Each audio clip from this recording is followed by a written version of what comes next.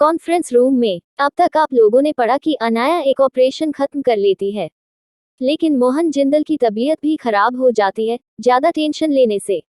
उसके बाद वह लोग एक कॉन्फ्रेंस हॉल की गोल टेबल पर बैठे हुए थे और अनाया की सेक्रेटरी सबके आगे एक सूप का बाउल रख देती है। उनमें से काफी अच्छी जड़ी बूटियों की खुशबू आ रही थी, जिसे स्मेल करते हुए सबकी भूख बढ़ रही थी। इसीलिए सभी डॉक्टर आगे के ऑपरेशन की डिस्कशन करते हुए सूप पीते हैं। अनाया भी डिस्कशन कर रही थी कि किस तरह से आगे का ऑपरेशन होगा, और वह अभी के हालात की रिपोर्ट देख रही थी, इसीलिए वह कुछ भी नहीं रही थी। तो हर्षवर्धन परेशान होकर नामे सिर हिलाते हुए उसे सूप पिलाने लगता है। यह देखकर बाकी सभी लोग आंखें फाड़े बस हर्षवर्धन को देख रहे थे, क्योंकि हर कोई हर्षवर्धन को क्रूर राजा की तरह जानता था। उसकी यह साइड किसी ने नहीं देखी थी। सबसे ज्यादा जो चौंक रहा था वो था आकाश जिंदल, जो कब से यह सब कुछ देख रहा था। उसके आगे भी एक सूप का बाउल रखा हुआ था। वही सूप को देखकर आकाश जिंदल मना करते हुए बोला, जरूरत नहीं है, आप लोग पीजिए। यह सुनकर हर्षवर्धन बिना भाव के बोला, तुम्हें इसकी जरूरत है, क्योंकि आगे की सिचुएशन के लिए तुम्हें ही सबको आश्वासन देना है और अपने परिवार को भी संभावना है, इसीलिए चुपचाप पिलो। वही हर्षवर्धन की गंभीर आवाज सुनकर आकाश को थोड़ा सा कांप गया। वैसे भी दुनिया के लिए हर्षवर्धन एक क्रूर राजा था, जिसके आगे किसी की नहीं चलती थी। वही मेरे रीडर को कंफ्यूजन हो रही है कि हर्षवर्धन इस तरह से ऑर्डर कैसे दे सकता है। तो मैं आपको बता दूं, बड़े बड़े खानदान की अच्छी खासी दोस्ती होती है, ऊपर से उनके बच्चे एक साथ में पड़े हुए होते हैं। इसीलिए हर्षवर्धन आकाश जिंदल और हर्षद जिंदल को अच्छे से जानता था और उनके साथ ही पड़ा था और उनका दोस्त भी था, इसीलिए वह इतनी आसानी से उन पर हुक्म चलाता था। दूसरी ओर सभी लोगों ऑपरेशन के बारे में अच्छे से डिस्कशन करते हैं। तभी वहां पर एक डॉक्टर परेशान होकर चिल्लाते हुए आया, मेजर जनरल वो कमांडर हर्षद, उनकी हालत खराब हो रही है। यह सुनकर सभी जगह सन्नाटा सा छा गया। सभी लोग आंखें बड़ी करके उस डॉक्टर को घूरते हैं। वही आकाश जिंदगी की आंखें तो डर और गुस्से से लाल हो चुकी थी। वो हल्का हल्का कांपने लगा था, लेकिन सबसे जल्दी रिएक्ट अनाया ने ही किया। वह तुरंत अपनी जगह से खड़ी हुई और दौड़ते हुए ऑपरेशन थिएटर और भागी। उसके पीछे हर्षवर्धन और बाकी लोग भी भागे। इस सिचुएशन काफी क्रिटिकल हो चुकी थी। ऑपरेशन थिएटर में जैसे ही अनाया ऑपरेशन थिएटर के अंदर जाकर अंदर के हालात देखती है, तो उसकी आंखें डर से बड़ी हो जाती है। पहली बार उसे भी डर लग रहा था, क्योंकि उसे सच में यकीन नहीं हो रहा था कि सिचुएशन इतनी क्रिटिकल हो चुकी होगी। अंदर हर्षद जिंदल लंबे लंबी सांसें ले रहा था और मॉनिटर पर उसकी हार्ट रेट बहुत ज्यादा फास्ट हो चुकी थी, जैसे उसे हार्ट अटैक आ रहा हो। अनाया इस बात से और ज्यादा पैनिक हो गई, क्योंकि उसने अभी अभी उसका ऑपरेशन किया था, जिसकी वजह से उसके घाव खुले हुए थे और इतनी क्रिटिकल सिचुएशन की वजह से उसके हार्ट से ब्लड निकलने लगा था जहां ऑपरेशन किया था वहां से, और वह पूरा कांप रहा था।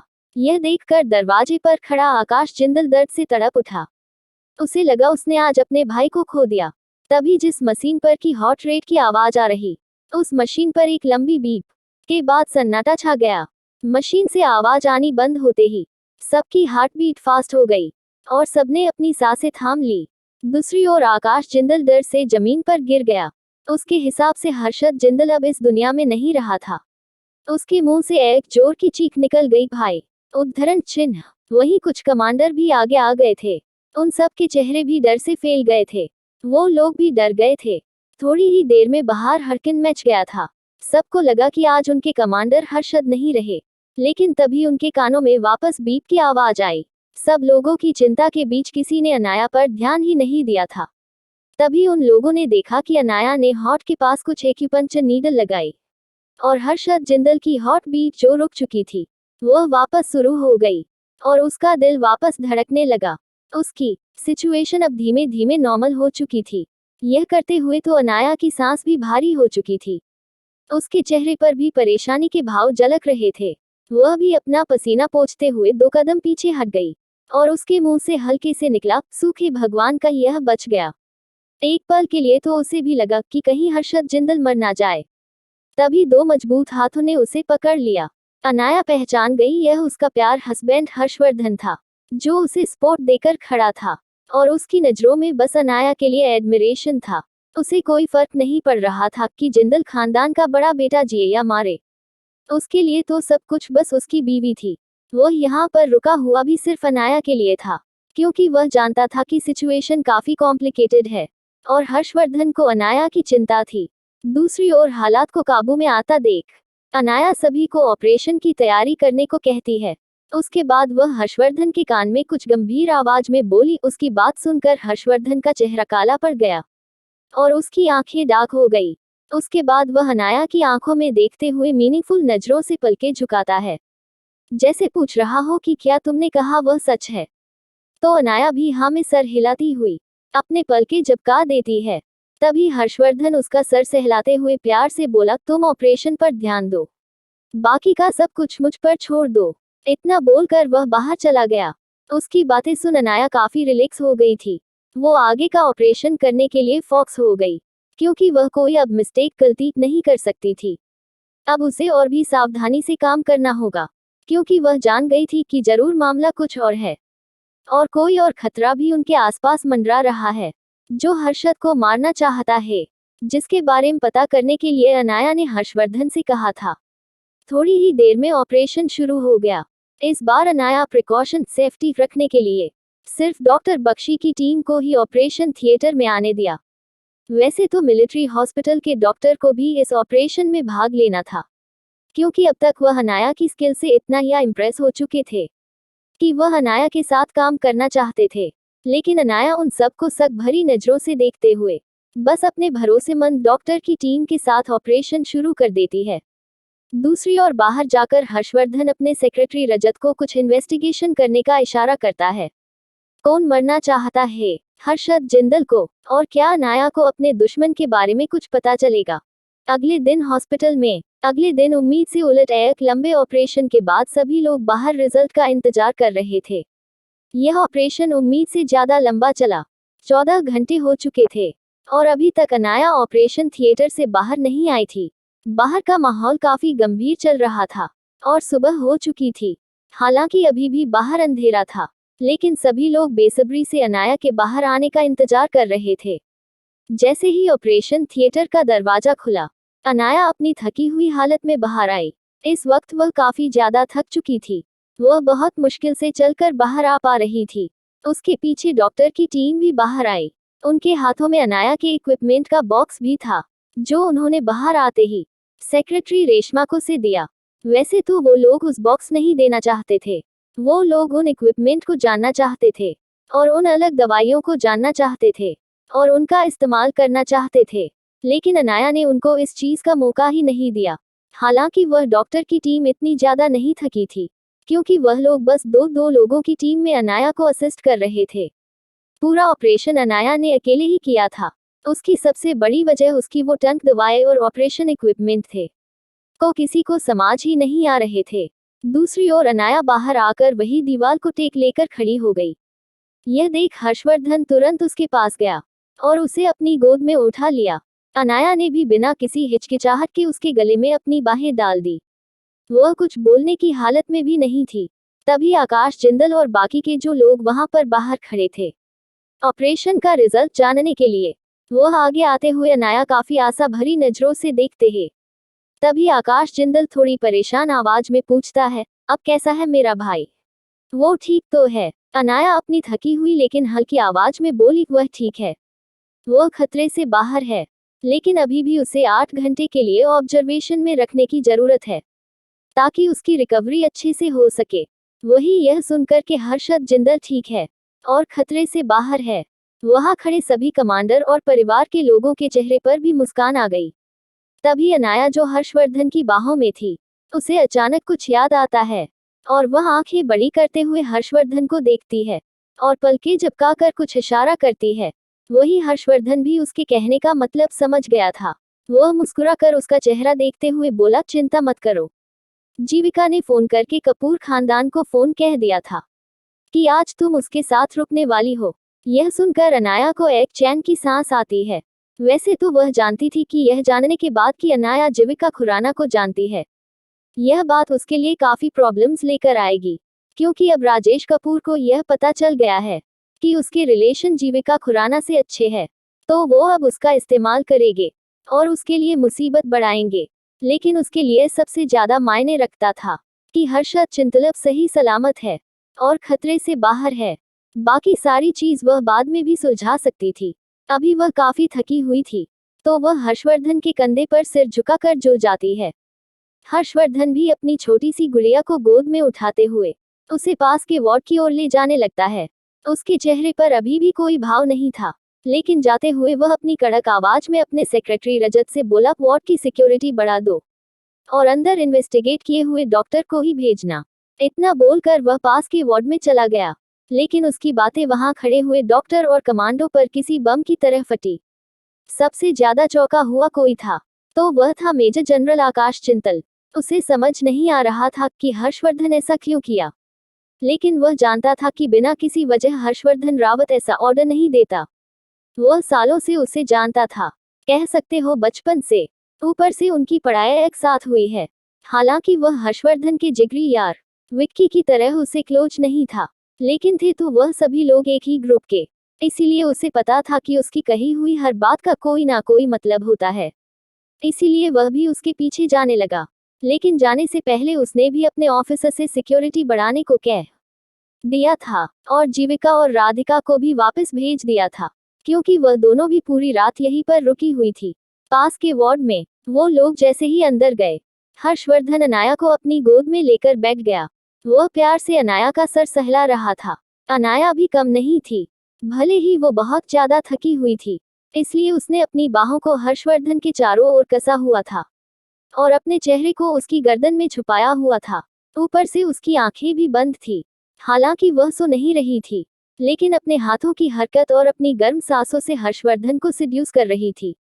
वो अपने हब्बी की बाहों में सिक्योर महसूस कर रही थी, इसीलिए खुद को रिलैक्स कर रही थी, क्योंकि अनाया को सबसे ज्यादा सेफ्टी का एहसास हर्षवर्धन के पास वो होता था। इसलिए तो जब वह उसके आसपास होता था, तो वह बेखौफ हो जाती थी, जैसे उस पर कभी कोई खतरा आने ही वाला ना हो। दूसरी ओर हर्षवर्धन को भी अच्छा लगता था कि अनाया उस पर इतनी डिपेंड थी, इसलिए तो वह अपना सारा काम छोड़कर हमेशा मौका खोजता रहता था अनाया के पास रहने का। अनाया इस जन्म में इस चीज से काफी संतुष्ट थी, और शायद यही चीज थी जो पिछले जन्म में उसकी जिंदगी में नहीं हुई थी। पिछले जन्म में उसकी जिंदगी उन धोखेबाज लोगों के आसपास ही बीत गई, लेकिन इस बार वो अपने हब्बी को बहुत प्यार करने वाली थी। यही सब सोचते हुए वो हर्षवर्धन के गले पर चूम लेती है और बाद में अपने दांत को वहां गड़ा देती है।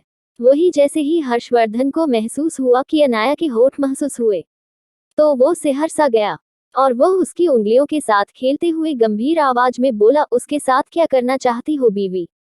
अनाया ऐसे ही अपनी गर्म सांसें उसकी गर्दन पर छोड़ते हुए धीमी आवाज में बोली, हर्ष क्या? उसने अपना मुंह खोला। यह कहते ही वह वो सेडेक्टिव तरीके से हर्षवर्धन के कान को काट लेती है। उसकी इस हरकत से हर्षवर्धन के रोम रोम में सिरहंसी पैदा हो गई। और ऐसा हो भी क्यों ना, बीते वक्त के साथ अनाया काफी वाइल्ड होती जा रही थी। कभी कभार तो उसका छेड़ना हर्षवर्धन को अपना कंट्रोल खोने पर मजबूर कर देता था। आज भी कुछ ऐसा ही हुआ। वह अनाया के होठों पर एक बाइट करते हुए बोला, बीवी ऐसा मत करो, मुझे उकसाकर तुम्हारे लिए प्रॉब्लम हो सकती है। वैसे भी तुमसे दूर अब मुझे रहा नहीं जाता। इस बात पर अनाया कुछ नहीं बोलती और वापस उसके काम को हल्के से काट लेती है, जैसे कह रही हो तुम क्या ही कर लोगे। वही इस बात से अनजान कि पीछे कोई उनकी बातें सुन रहा है, और इस वक्त उसकी बातें सुन उसके चेहरे के भाव बदल चुके थे। कौन खड़ा था पीछे, और क्यों उसके चेहरे के भाव बदल रहा है, और क्या लेना देना है उसका अनाया और हर्षवर्धन से। पास के एक रूम में अब तक आप लोगों ने पढ़ा कि अनाया और हर्षवर्धन के गंभीर बातें कोई सुन लेता है, और जैसे जैसे वह बातें सुन रहा था, वैसे वैसे उसके चेहरे के भाव बदल रहे थे। वह समझना चाह रहा था कि उसके सामने बैठा हुआ यह जोड़ा कपल क्या सोच रहा है और किस बारे में बात कर रहा है। इसीलिए वह बेशर्म बनते हुए आगे जाकर थोड़ा परेशान आवाज में बोला, तुम किस बारे में बात कर रहे हो? इस आवाज को सुनकर हर्षवर्धन और अनाया, जो एक दूसरे में खोए हुए थे, उन दोनों का ध्यान भी उस ओर जाता है। लेकिन अनाया हर्षवर्धन की गोद से नहीं उठती। वह उसके गर्दन में चेहरा छुपाए ऐसे ही बेड़ी रहती है। वह काफी ज्यादा थकी हुई थी, और हर्षवर्धन भी उसे अपनी बाहों में ऐसे ही करते हुए बैठा रहता है।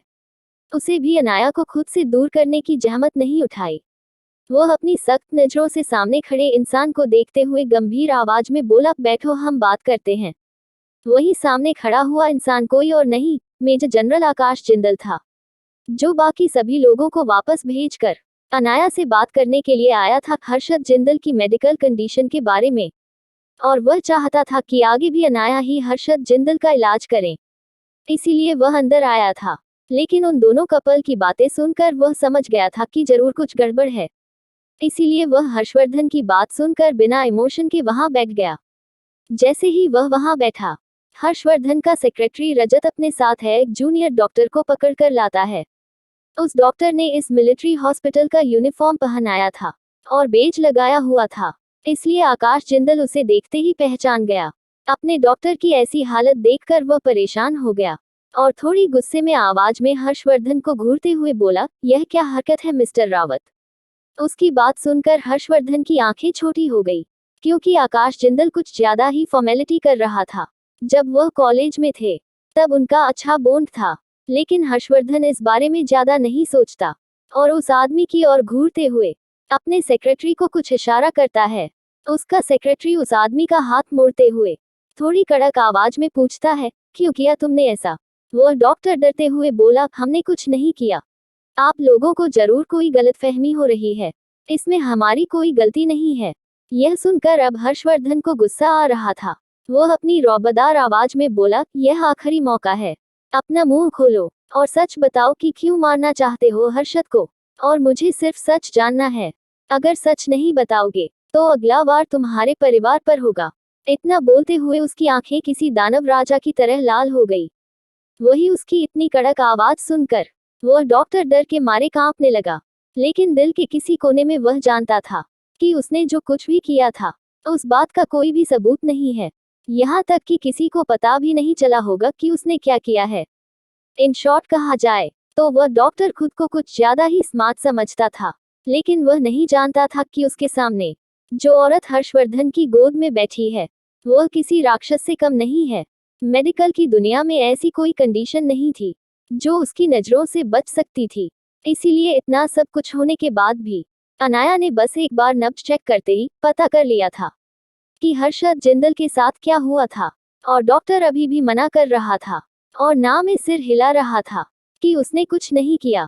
उसे अभी भी मुंह न खोलना देख हर्षवर्धन अपने सेक्रेटरी को कुछ इशारा करता है तो वह सेक्रेटरी तुरंत अपनी गन लोड करके उस डॉक्टर के सिर पर तान देता है। यह देख डॉक्टर डर गया था।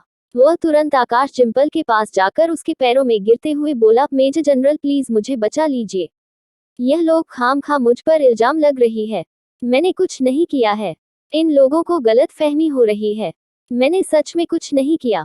दूसरी ओर आकाश जिंदल तो जब से यह सुना था कि क्यों हर्षद जिंदल को मारना चाहते हो, तब से ही वह बात उसके कानों में किसी बम की तरह कटी थी। उसे यकीन नहीं हो रहा था कि उसी की मिलिट्री कैंप में कोई उसके भाई को मारने की कोशिश कर रहा था और उसे इस बात की भनक तक नहीं लगी। और सच में इस वक्त खुद पर ही गुस्सा आ रहा था। उसका बस चलता तो वह अभी सब कुछ तबाह कर देता। वह एक लात के साथ उस डॉक्टर को दूर करता है और अपनी गुस्से नजरों से उसे देखने लगा और लफ्जों को चबाते हुए गुस्से में पूछता है, आखिरी बार पूछ रहा हूँ, क्यों मारना चाहते थे मेरे भाई को और किसके कहने पर। फिर उस डॉक्टर की आंखों में देखते हुए आगे पूछता है, क्या किसी दुश्मन ने भेजा है तुम्हें या फिर किसी खुफिया एजेंसी ने, और मुझे सिर्फ सवाल का जवाब चाहिए और कुछ नहीं। इतना बोलकर वह अपने मुठिया कस लेता है। दूसरी ओर वह डॉक्टर अभी भी हार मानने को तैयार नहीं था। वह रोते हुए हाथ जोड़कर बोला, प्लीज मेजर जनरल आकाश, आपको गलतफहमी हो रही है, मैंने सच में कमांडर हर्षद को मारने की कोशिश नहीं की है, यह बस इन लोगों की गलतफहमी है, यह लोग बस मुझे फंसाना चाहते हैं, प्लीज मुझे बचा लीजिए। पता नहीं कब से यह लोग मुझे पकड़कर पीट रहे हैं और मुझसे जबरदस्ती यहाँ बुलवाना चाहते हैं, जरूर यह लोग किसी के कहने पर यह सब कुछ कर रहे हैं। मुझे तो लग रहा है कमांडर हर्षद की तबीयत इस लड़की की वजह से खराब हुई होगी, इसीलिए यह लोग मुझे फंसा रहे हैं। इतना बोल वो अनाया की ओर उंगली उठा देता है और शायद यही उसकी सबसे बड़ी गलती होगी। वही उसकी बात सुनकर अब हर्षवर्धन का गुस्सा अपने आपे से बाहर हो रहा था। उसे अपनी बीवी के खिलाफ कुछ भी बर्दाश्त नहीं था और यह बात उसकी गोद में बैठी हुई अनाया ने भी महसूस कर ली। अब भला वह अपने हस्बैंड को इस तरह से गुस्से से पागल होता तो नहीं छोड़ सकती थी। पहले तो वह इस बात में बोलना नहीं चाहती थी। एक तो वह बहुत ज्यादा थक चुकी थी और वह इन्वेस्टिगेशन में हिस्सा लेकर खुद को और नहीं थकना चाहती थी। और उसके हिसाब से यह सारा बोरिंग काम था। वह उसके हस्बैंड के लिए ही काफी था। लेकिन हर्षवर्धन को गुस्सा होता देख वो समझ गई कि अब उसे बीच में बोलना ही होगा। और उस बेवकूफ ने उस पर उंगली भी उठाई थी। उसे इस बात का बदला भी लेना था। यही सोचते हुए उसके चेहरे पर एक सेठानी मुस्कान आ गई।